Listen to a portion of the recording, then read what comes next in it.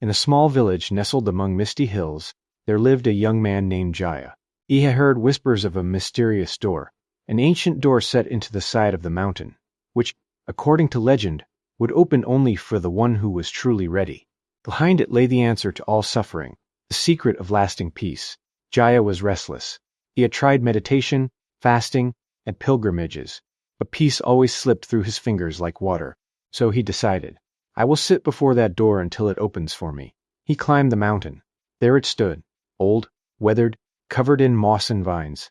No handle, no lock, just a carved image of a lotus in the center. Jaya sat cross-legged before it. He waited. Days passed, then weeks. He recited sutras. He counted his breaths.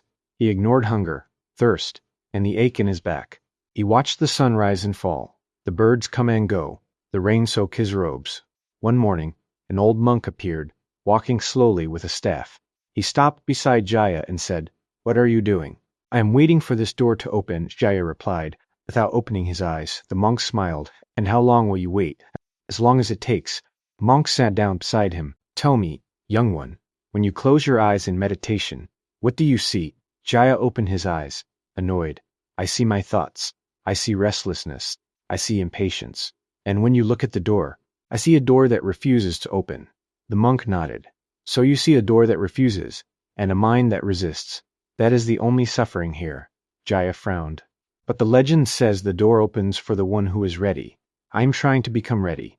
The old monk laughed softly, not unkindly. My friend, you have been sitting here for weeks, and the door has not opened. But look more closely. He pointed to the lotus carved in stone. What do you see? Jaya stared. A lotus.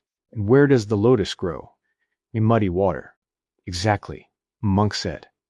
The lotus does not wait for the mud to disappear. It does not demand that the pond be pure before it blooms. It opens from within the mud, right where it is. The door you seek is not made of wood or stone. It is the door of your own heart, and it has never been closed. You have simply been facing outward, waiting for something to open to you, rather than opening from you. Jaya sat in silence.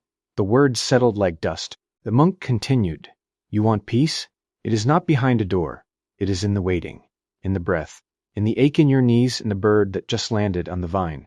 You have been waiting for a future moment when everything will be different, but awakening is not a future event. It is this, right here, recognized. Jaya turned his gaze from the door to his own hands, resting on his knees. He felt the warmth of the sun, the cool breeze, the sound of his own heartbeat. For the first time in weeks, he was not thinking about the door. He was simply here. The monk stood and patted his shoulder.